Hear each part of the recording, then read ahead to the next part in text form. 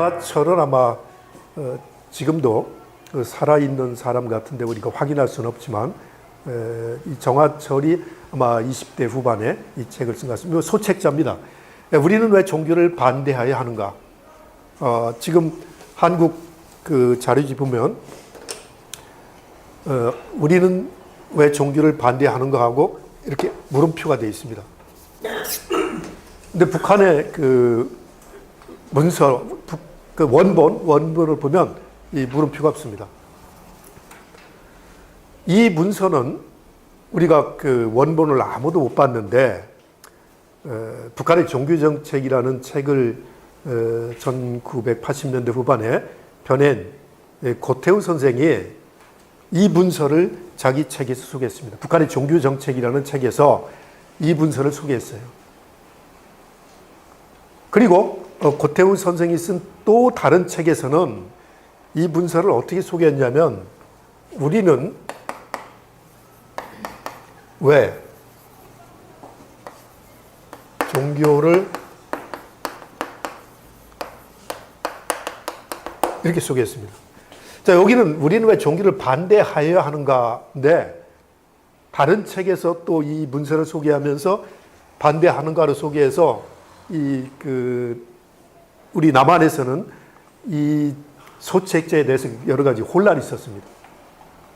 그런데 원본을 우리가 볼 수가 없기 때문에 이게 맞는지 알 수가 없었습니다. 그러다가 최근에 제가 원본을 봤는데 이 밑에 게 맞습니다. 우리의 종교를 반대하는가. 그리고 1959년에 이 책을 간행하는데 이 책은 뭐 두껍지 않습니다. 한 3, 40페이지 되는 그런 책인데 평양에서 간행이 됐는데 5만 부를 인쇄했다는 걸 알게 됐습니다. 판권에 5만 부가 인쇄된 것을 기록을 하고 있습니다. 그 일체 소개가 없습니다. 네, 소개 없는데 아마 철학 공부를 한 사람이겠죠. 지금 최근까지도 북한 적십사사 대표도 지냈고 한 사람입니다. 그래서 서울에도 한번 다녀간 사람입니다. 근데 이 사람이 썼을 걸로 추정하는 거죠. 우리가 정화철이라는 사람은 그 사람밖에 모르니까. 나이가 지금 한 80 됐을 거야 아마. 그분이 썼을 가능성이 있다고 보는 거죠. 그 동명, 그러니까 같은 사람으로 보는 거죠. 같은 사람으로 보는데 우리가 확인하지 못했습니다. 황장엽이 철학을 공부했듯이 이 철학을 공부한 사람들이 이제 종교를 비판하니까. 소련이 종교를 비판했어요. 그 이론에 근거해서 종교를 비판하는데 이 책에 우리가 원본을 모르기 때문에 지금 남한사에 유포되고 있는 그 글이 왜곡이 됐는지 아니면 몇 줄이 빠졌는지 몇 단락이 빠졌는지 아니면 단어가 잘못됐는지 확인할 길이 없었다는 얘기입니다. 그렇게 많은 사람들이 연구를 했지만 그 원본을 못 찾았는데 제가 15년 만에 이 자료를 찾았습니다. 그러니까 지금 여기가 이겁니다. 우리는 왜 종교를 반대하는가? 이게 전문인가요? 예, 이게 전문인데 여기 보면 제가 고쳐 쓴 건 원본하고 비교해서 잘못된 거를 고쳐 쓴 겁니다. 그러니까 첫 번째 페이지만 해도 이렇게 잘못된 게 지금 많이 있는 거죠. 우선 제목부터 물음표가 없는데 물음표가 들어갔고 원본에는 머릿말이라고 돼 있는데 서론으로 고쳤습니다. 그러니까 지금 이거는 이 책을 출판하는 출판사의 편집부 직원들이 고친 건지 아니면 이 문서를 어디선가 입수한 고태우 선생이 고친 건지 그건 모르겠어요. 고태우 선생님의 성향은 어쩌니까 그분이 북한사 100년 이제 100가지 그 책도 내고 그랬거든요. 네, 그 고태우 선생은 예. 돌아가셨습니다. 그 숙환으로 몇 년 전에 돌아가셨는데 지난 한 10여 년 동안 그 병으로 활동을 못 하셨습니다. 그래서 우리가 여러 가지 여쭤보고 싶은 것도 있었는데 여쭤보지 못했는데 고태우 선생은 1988년이죠. 북한의 종교정책이라는 책을 펴내서 굉장히 많이 펴냈죠. 근데 그분이 서울대 종교학과 출신입니다. 서울대 종교학과를 나오고 직업 군인을 하신 분입니다. 근데 군인을 제가 알기로는 보안사령부에서 근무를 했다고 들었습니다. 이 보안사령부에서 북한 정보를 수집하고 정리하는 일을 하신 것 같아요. 그러면 자기가 종교학을 공부했으니까 북한 종교에 관심을 좀 많이 가졌겠죠. 그러면서 틈틈이 북한의 노동신문, 우리가 지금은 볼 수 있지만 이걸 보기 어렸을 때 또 북한에서 나오는 그 평양에서는 평양신문이라든가 또는 여러 가지 천리마라든가 잡지 이런 것들을 보면서 종교와 관련된 내용들을 남한사에 소개하고 메모도 하고 그랬는데 그분을 통해서 우리는 왜 종교를 반대해야 하는가라는 문서가 자기 책 속에 소개가 돼서 우리가 이런 문서가 있다는 걸 알게 된 거죠. 이분의 종교는 뭐입니까? 기독교인입니까? 그건 모르겠어요. 네. 과연 그 대우 선생. 예. 모르세요? 예. 그래서 지금 요게 제가 잘못됐다고 고친 겁니다. 예. 예. 이렇게 지금 넘겨보시면 얼마나 많이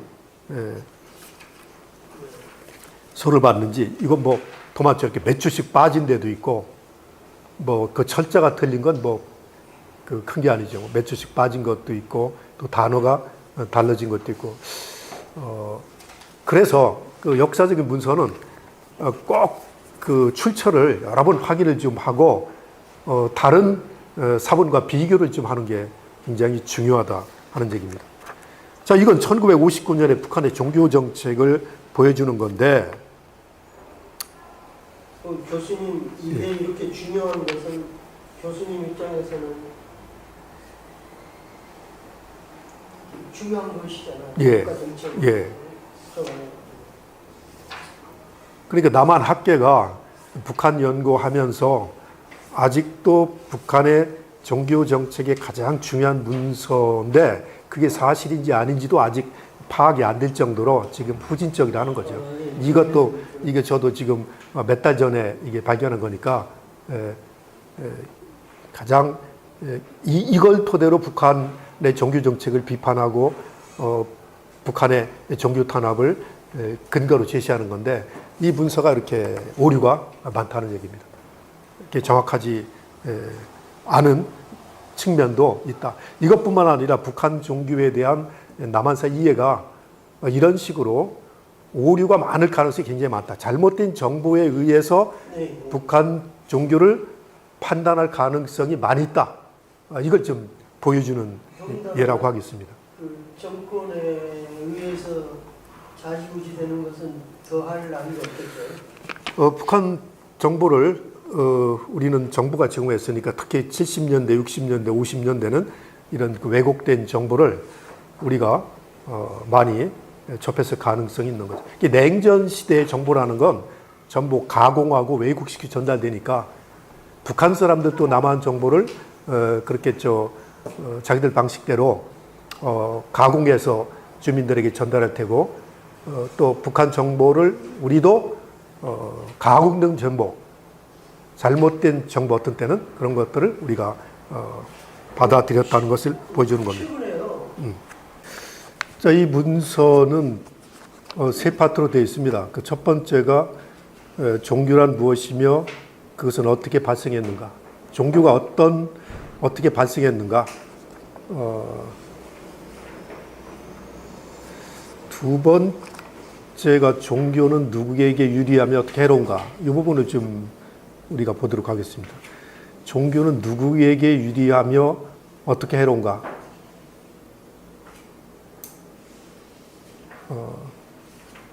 이 책이 주장하고 있는 것은 다른 공산 레닌이나 막스가 얘기했던 거하고 기본적으로는 같습니다. 종교는 미신이고 종교는 제국주의의 앞잡이 역할을 했다는 거죠. 기본적으로 그게 이제 전제가 깔리는 게 종교가 미신이라는 건 비과학적이라는 얘기죠. 그리고 종교는 가진 자들을 옹호하고 가진 자들의 행동을 정당화시켜주면서 소위 제국주의의 그 여러 가지 그 활동들 또 침략 이런 것들까지 정당화시켜준다. 가진 나라, 가진 자들을 정당화시켜준다. 그런 점에서 우리는 이제 종교를 반대한다.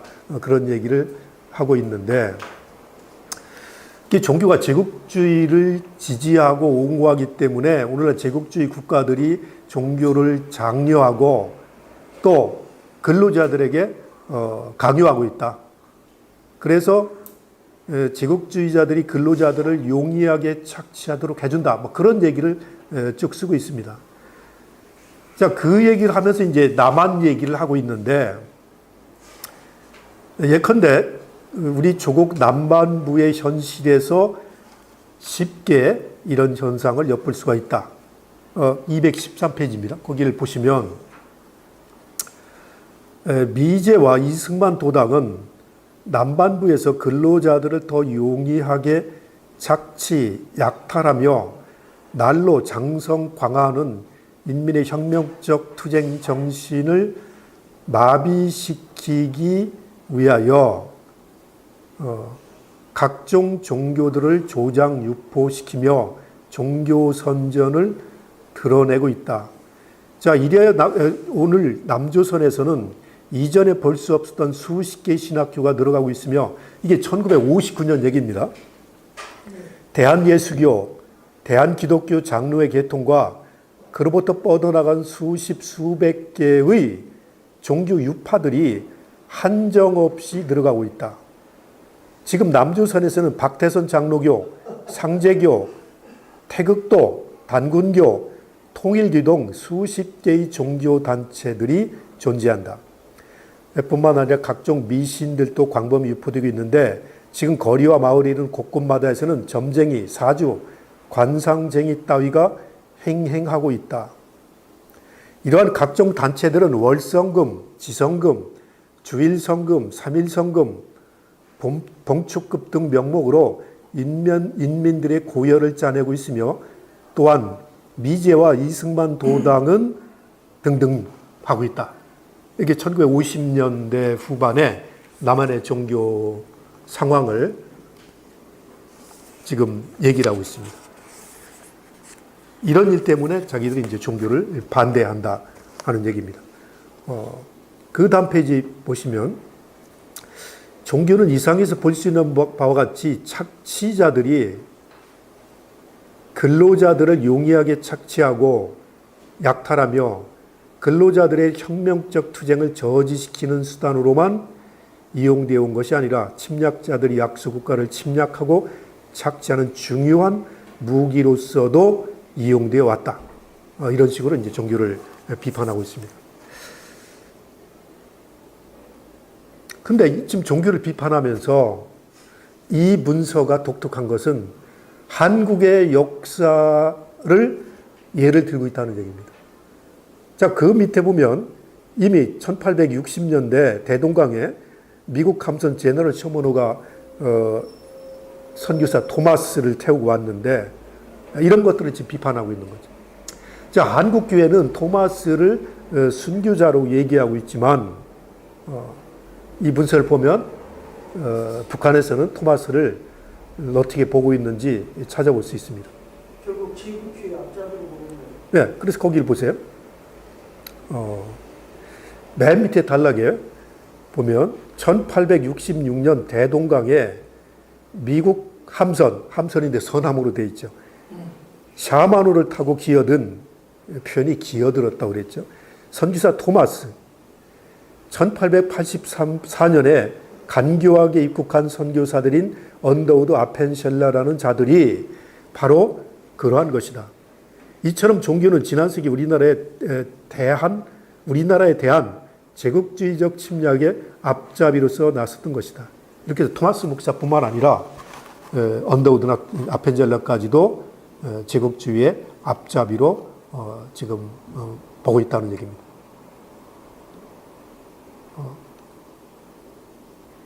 자, 그 밑에 토마스 얘기를 하고 있는데요.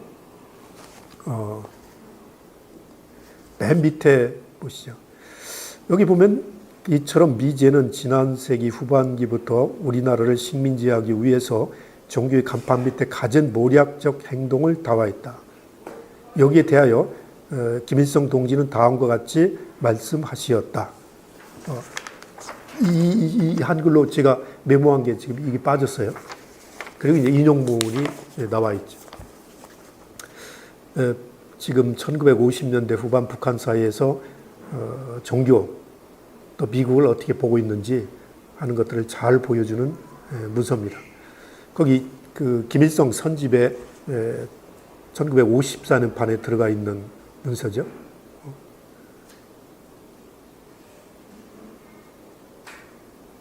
미국은 과거에 조선의 소위 종교의 미명하에 예배당을 건설하고 종교를 자기의 먼 장래의 정책, 침략 정책에 이용하려고 40년간 준비 사업을 하였습니다.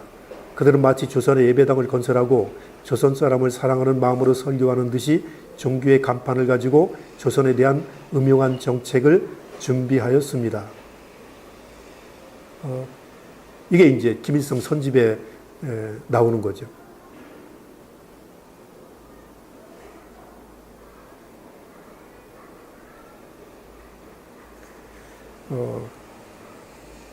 그 밑에 부분은 6.25 때 정규가 북한 지역에서 한 일이 뭔가, 또 그 38선을 넘어간 미군이 기독교 국가에서 온 미군이 어떤 활동을 했는가 하는 것들을 예를 들면서 종교를 비판하고 있는 그겁니다. 이것이 중국이나 베트남 또는 소련이나 그 유럽의 공산국가에서 나온 종교 비판 문서와 다른 점이라고 할 수 있습니다.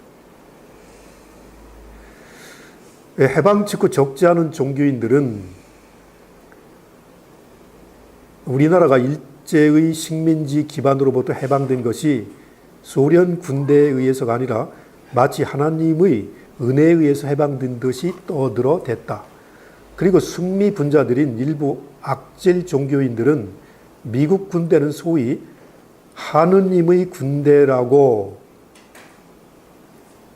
떠벌리면서 이게 지금 두 줄이 빠졌죠. 종교의 막 뒤에 숨어서 우리 당과 혁명을 반대하여 반혁명적인 준동과 만행을 감행했다.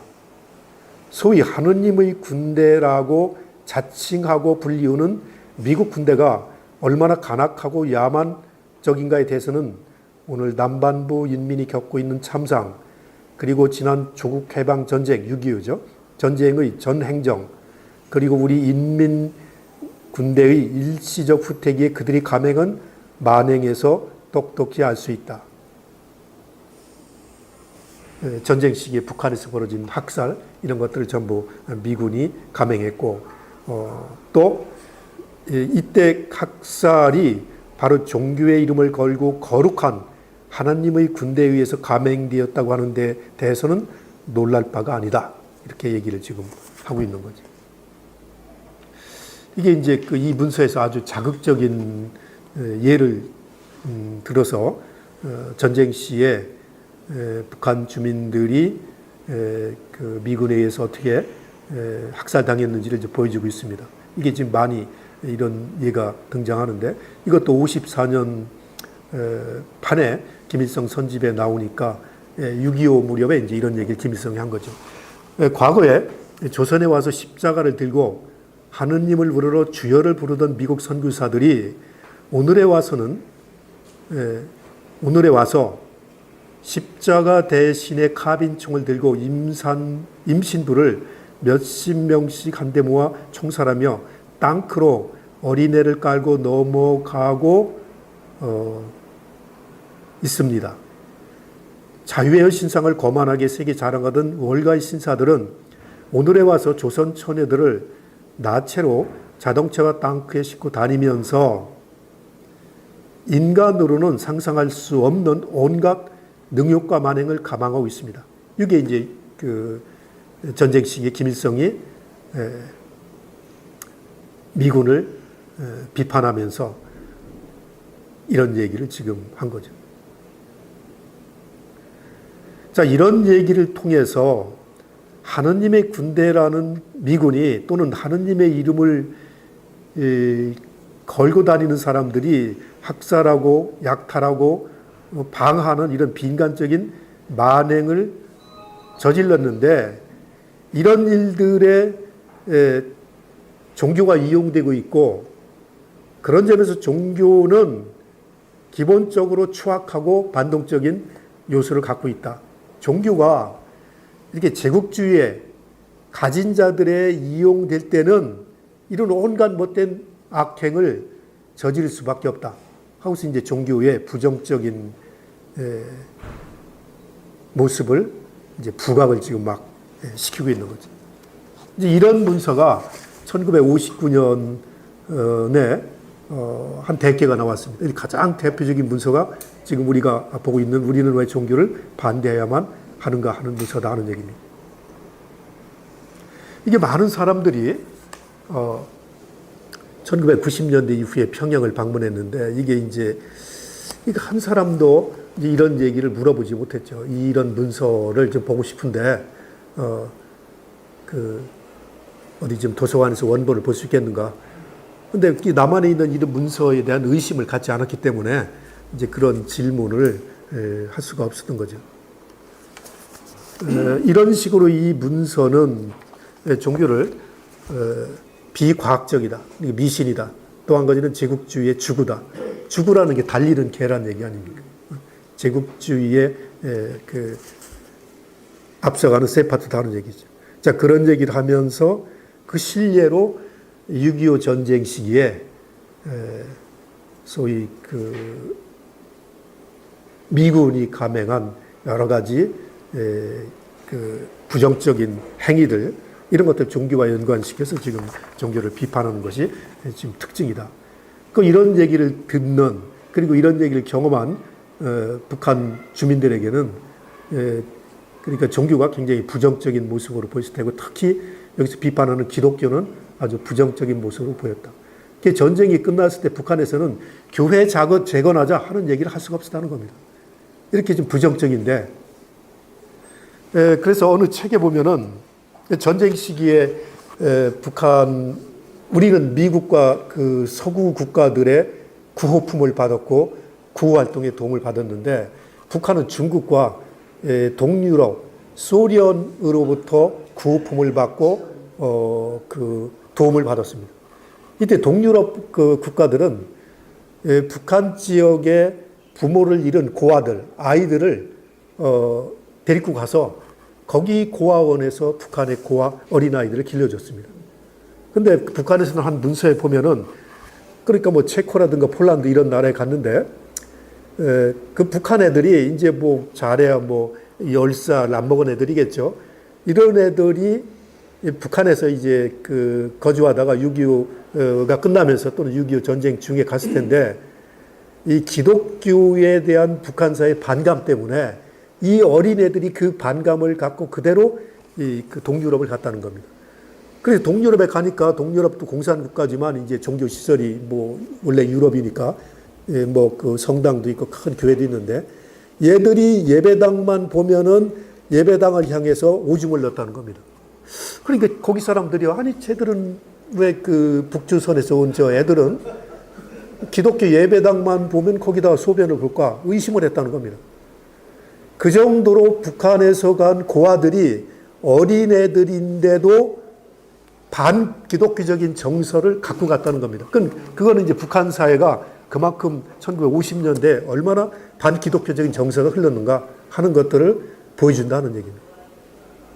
자, 이제 그런 분위기를 대변하고 그런 분위기를 이론적으로 정리한 것이 이제 우리는 왜 종교를 반대하는가 하는 문서다. 우리는 종교와 어떻게 싸워야 하는가 이런 항목으로 글을 맺고 있습니다. 그런데 이 문서도 맨 마지막에 가서는 그런데 모든 종교인들을 이런 악질 종교인들과 동일시하고 모두 반혁명 분자라고 속단하는 것은 옳지 않다. 이렇게 하고 있습니다. 종교인들 중에도 일부 양심적이고 우리 당을 따르고 우리의 사회주의 건설을 지지하는 종교인들이 있다. 그런 얘기를 하면서 몇 페이지입니까? 이 글을 마치고 있습니다. 맨 마지막 227페이지입니다. 어쨌거나 북한 사회 속에 잔존하는 이 종교적 잔재를 뿌리 뽑아야 아주 휘황찬란한 공산주의 사회주의 사회의 건설을 성공적으로 수행해 나갈 수 있다 하는 말로 이제 이 문서를 끝내고 있는 거죠. 그러니까 1959년에 이 문서가 나올 때는 이제 북한에 남아 있는 종교라고 하는 것은 특히 기독교는 이제 가정에서나 몇 사람이 모여서 예배 보는 형태의 가정교회 스타일의 예배밖에 남아있지 않다는 얘기죠. 그것도 이제 사람들의 눈이 띄지 않게 비밀리에 예배를 볼 수밖에 없는 처지로 갔다 하는 것들을 이제 이 문서를 통해서 우리가 알 수가 있습니다. 자, 지금 문서가 오늘 이거 하나 짧은 문서가 있는데요. 그 다음에 228페이지 보시죠. 자, 1960년대로 가면서 북한 사회가 이제 아주 그 전체주의적 경향이 강한데 어떻게 그 북한 사회가 달라지는지를 보여주는 문서가 228페이지에 나오는 525 교시라는 겁니다. 이건 도서관에 가시면 여러분들이 보실 수 있는 책인데 등나무집이라는 책입니다.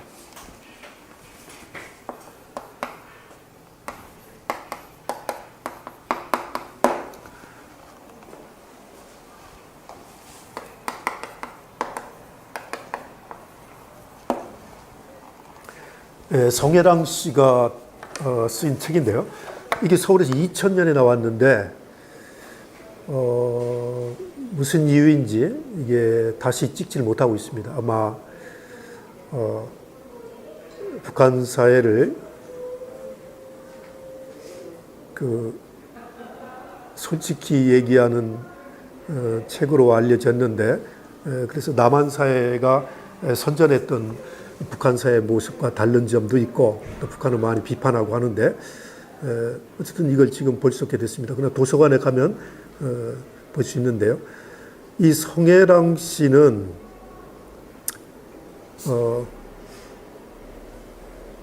김정일의 어머니로 알려진 그 북한의 여배우 성혜림의 언니입니다. 김정일의 어머니는 김정숙이 텐데. 아니 부인이지. 부인. 예, 예. 김정일의 부인이죠. 김정일의 부인 같네. 예. 그러니까 지금 김정은의 그렇죠. 그 부인인 그 성혜림의 언니죠, 언니. 이분이 1996년에 미국으로 망명을 했습니다. 그 유럽으로 갔다가 아마 지금 어디 있는지 우리가 알 수가 없는데 이분이 2000년에 등나무집이라는 그 글을 썼는데 여기 이분이 답심리에 살았습니다. 답심리에 살면서 자기 집에 등나무집이 있는데 그걸 배경으로 글을 썼는데 이게 지금 자기가 경험한 북한입니다. 이걸 보면 북한 사회가 1960년대 후반에 들어서면서 어떻게 김일성이 우상화되는지, 수령을 어떻게 우상화하는지 하는 얘기를 좀 하고 있습니다. 거기 312페이지 맨 밑에 달라 보십시오. 이게 1967년에 그 전원회의가 열렸는데 5월 25일 날 그 내용입니다. 여기서 무슨 일이 있는지. 북조선 사람들은 모두가 60년대까지는 살기 좋았다고 말한다. 정확히 말하자면 5월 25일 교시 전까지는 북조선은 그래도 사회주의 인민의 나라였다. 그러나 5.25 교시를 계기로 계급투쟁과 프로 독재의 강화, 수령 우상화의 심화, 인텔리 혁명화를 몰아치는 가운데 사회 전반에 극좌적인 바람이 불어닥쳤다. 그래서 한 가지가 그때 지금 1967년 이후로 이루어진 것 하나가 도서정리 사업이라는 얘기입니다. 전국적으로 실시된 도서정리 사업은 거의 70년대 중반까지 계속되었다. 전국의 모든 가정, 모든 직장의 책 페이지가 일일이 검열되는 방대한 캠페인이 있었다. 이 지구상에 북조선만큼 철저하고 무지막지한 노력 투하를 하는 나라는 없을 것이다.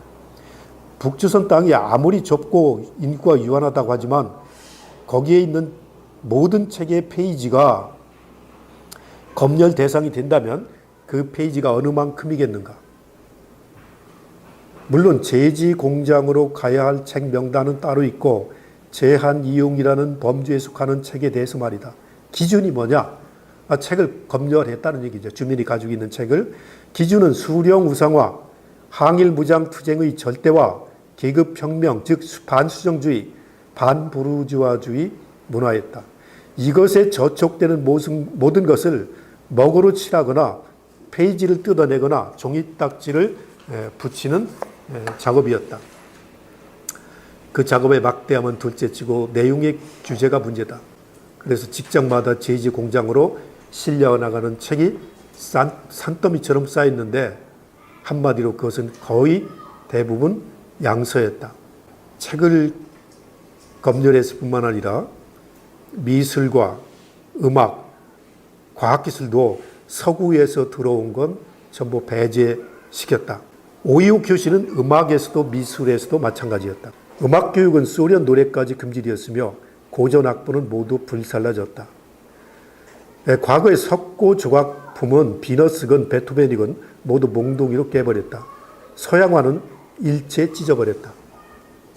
이런 일이 60년대 후반에 시작됐다는 얘기예요. 그 서양화를 그리던 화가들은 유화구를 쓰레기통에 버리고 다 지방으로 가서 농사꾼이 되었다. 그때부터 북조선에서는 유화가 자취를 감추었다. 또 그 다른 연예계도 그렇지만 서울에서 한때 전쟁 때 한다는 국악인이 다 북으로 넘어와서 우리의 민족 예술이 판을 치고 있었다. 창극, 춘향전, 심청전, 배뱅이굿까지 무대에 올라 인민의 사랑을 받으며 꽃이 폈다. 그런데 언제 어느 계기인지 수령님이 판소리를 쇳소리라, 그러니까 갈라진다는 소리라고 좋지 않다고 말한 후 판소리가 싹쓸이 되더니 슬그머니 민족예술극장이 해산되고만한 비운을 맞았다. 판소리를 연구하던 사람들마저 지방으로 나가고 말았다. 김정일 비서에 의해서 90년대 와서 민족예술극장이 살아났지만 그간 명창들은 다 떠나고 20년간이나 공백이던 국악의 명맥이 끊겼다 하는 얘기입니다. 반수정주의라는 몽둥이는 과학기술 분야에도 닥치는 대로 휘둘려졌다. 애국기술 도입은 수정주의가 되고 선진 과학기술에 대한 관심조차 비판을 받는 단계에 이르렀다. 그래서 자력갱상이라는 미명하에 반세기 전에 세상에 도입된 기술이 우리나라에서는 창의에 의해 개발되어야 했고 인류가 달성한 기술 문명의 토대 위에 쌓이는 기술 진보의 합리성이 부정되는 그런 사회 풍조가 유행했다. 과학기술 분야에서 이런 봉쇄는 결국 경제 발전을 가로막는 요소가 됐다. 뭐 이런 얘기입니다. 그 다음 페이지 보시면요. 이 5.25 교시 이후에 유일사상 체계를 세우기 위한 이 사상 작업도 미중유의 기세로 확대가 됐다. 이 사상이 하나의 사상만 인정하는 거죠. 이 누구 사상이 있습니까? 이제 지금은 주체 사상이 김일성, 김정일 사상이라고 그러는데 집권자의 사상만 인정하는 유일사상 체계가 아주 강화됐다는 얘기입니다. 모든 당원, 너는 10대 원칙을 암기했다. 40, 50 머리가 흰 사람들까지 10대 원칙을 외워야 하는데 노력을 들여도 되지 않는 것이 연령으로 인한 기억력이 쇠퇴했다. 누가 이런 암기법을 제창했는지 그 무지하고 몰상식한 요구는 참기 힘들었다. 아침마다 일 시작하기 전에 10대 원칙을 외워 바치는 시간이 있었다. 모든 회의에서 토론, 자기 비판은 이 10대 원칙의 어느 한 조목을 외우고 그 자막대기에 의해 토론을 전개하고 비판하는 것이 원칙이었다. 그때 10대 원칙의 조항은 수령의 신격화, 신조화, 절대화를 위한 세부 조항인데 이 원칙은 당내 하남이라고 비밀 문건화되어 있었다. 그 다음 페이지 보면 이때부터 우리들은 초상 휘장을 가슴에 모시고 김일성 얼굴이죠. 친위대, 결사대 구호를 부르며 각종 우상화 예식을 가지게 되었다. 그때까지 써본 일이 없는 신앙심이라는 말이 충성심 대신 쓰이게 되었고 언제부터인가 충효, 분신, 의료와 같은 낱말이 당적 용어가 되면서 이상한 사회주의 나라가 됐다.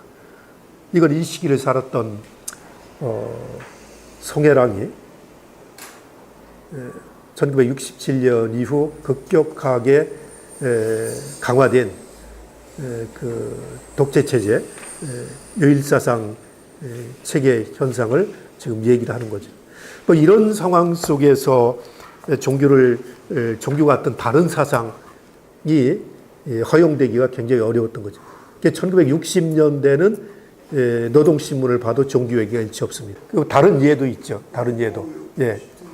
그래서 이 우상화 이 경향에 적응하지 못해서 자살하는 사람도 있고 뭐 등등 우리가 그 얘기를 못 들었던 또 우리가 상상할 수 없는 그런 일들이 벌어지는 얘기도 지금 하고 있습니다. 자, 이런 그 상황은 정말 1960년대 이런 상황 속에서 이 종교 얘기가 이루어지지 못했고 소위 통일 전선이라는 것도 이 시기에는 이제 없게 된 거죠. 그러다가 1970년대부터 다시 종교가 등장하는데 1972년부터 종교가 등장하는데 이제 통일 문제를 김일성 정부가 얘기하면서 다시 그 종교 얘기를 언급합니다. 그러면서 종교에 관심을 72년부터 갖게 되고 또 1972년에 7.4 공동성명을 내잖아요. 그래서 이후락과 북한의 그 김영주가 몇 차례 비밀 회합을 갖고 7.4 공동성명을 내게 되면서 통일 문제가 급격하게 북한과 남한에서 이슈가 되면서 사회 각각각층에 대한 관심이 다시 생깁니다. 그러면서 이제 1970년대부터 다시 이 통일전선이라는 말이 유행하고 이런 차원에서 이 통일전선에 종교를 포함시켜 주면서 이제 지하에 있었던 또 활동을 못하고 있었던 조선 그리스도 연맹이 다시 이제 활동을 재개하기 시작하는 거죠. 이게 1972년입니다. 이건 조선 그리스도 연맹뿐만 아니라 불교도 연맹, 천도교도 연맹 이런 것들이 전부 70년대 초부터 이제 활동을 하게 되는 겁니다. 이런 과정을 거쳐서 그 조그련이 남한 사회도 접촉을 시도하고 북한 사회도 접촉을 이제 시도를 하다가 1980년에 가서 평화회의로 발전하는 거죠. 그래서 남한 종교인들과 북한 종교인들이 만나는 일들이 1980년대 수차례 이어지는 거죠. 도잔수 회의. 예, 1984년에 도잔수 회의, 또 1981년에 비엔나 회의.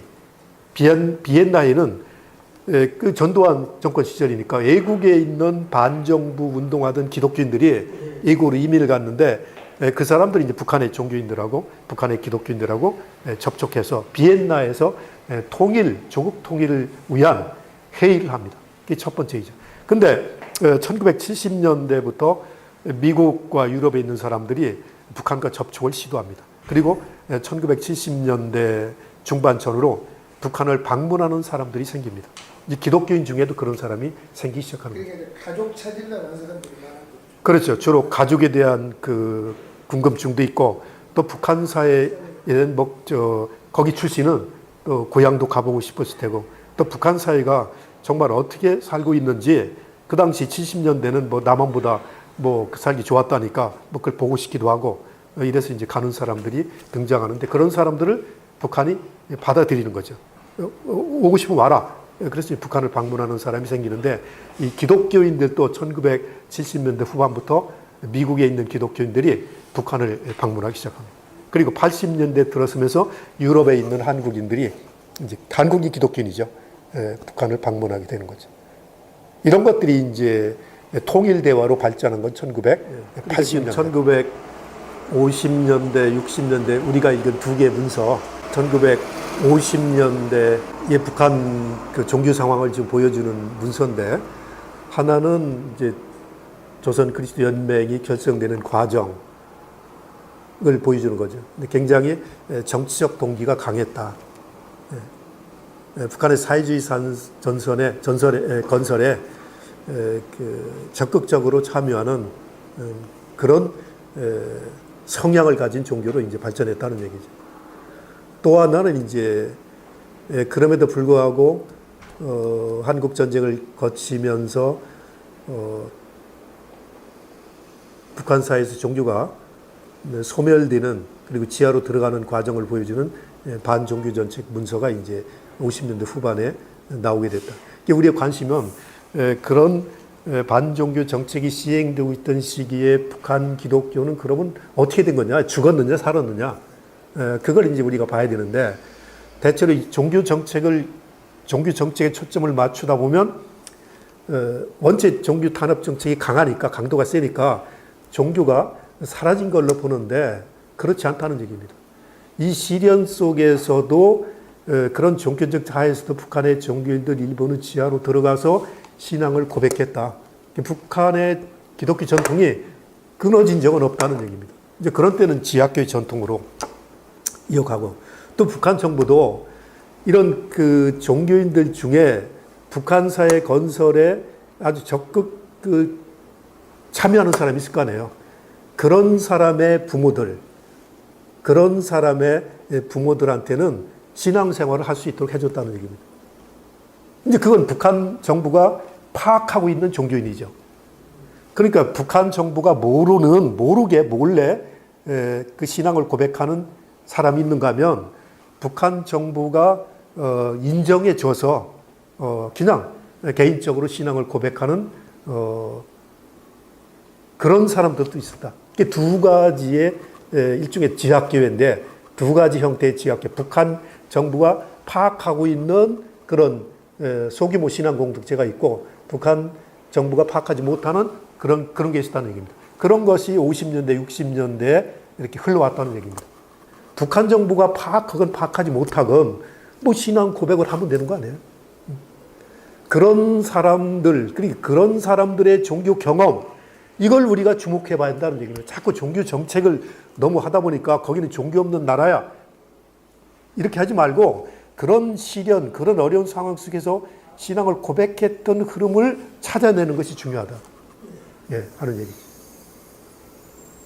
그 흐름이 1988년에 평양에 봉숙교회가 만들어졌을 때 그 흐름이 이 국가가 만드는 봉숙교회하고 어떻게 만나느냐, 그게 중요한 거죠. 자, 오늘은 두 개의 문서를 읽었는데 나중에 다시 한번 보세요. 하여튼 그게 핵심 문서니까 이제 이런 것들을 읽고 분석하고 북한 기독교가 도대체 어떤 성격을 가진 거냐, 조국련이 어떻고 봉숙교회 해야 되는데 그냥 상식적으로 그거 뭐 가짜지 이렇게 지금 나가온 문제라는 얘기죠. 그 남북 교류가 자유스러우면 그쪽에 살고 있는 사람 어떻고 이런 얘기를 무수히 많이 들을 거예요 아마. 근데 그 80년대 미국의 이승만 목사, 미국 NCC 회장도 하신 분이 많이 왔다 갔다 하셨는데 그 작년에 돌아가셨잖아요. 그 분이 북한에 갈 때 친척도 있고 그런데 이게 개인적으로 그분이 평양 출신이니까 거기 만나면 그 부인도 거기 사람이니까 이게 부인한테 갖다 주라고 친구들이 편지도 보내고 그랬어요. 그러니까 이렇게 손으로 써가지고 이제 그런 것들이 20만 정도 되니까 가지고 와서 이제 나중에 그걸 보게 됐는데 거기 보면 뭐 찬송가도 줄줄줄 쓰고 내가 그냥 이 찬송 부르면서 50년대를 어떻게 살았고 뭐 옛날 그 분단 직후에 그 어릴 때 이렇게 친구 당신 너하고 같이 살았는데 너는 지금 어디 켄터키 어디 살고 있다면서 우리가 이런 찬송 불렀지만 쫙 우리 아버지는 목사고 뭐 이런 얘기 쭉 있어요. 그런 사람들의 전통을 남북교류가 좀 자주 많이 파고 그러면 북한 기독교의 역사 흐름을 지금보다 훨씬 잘 알겠죠. 거기도 뭐 그 수많은 사람이 있는데 왜 그런 전통이 없었겠어요?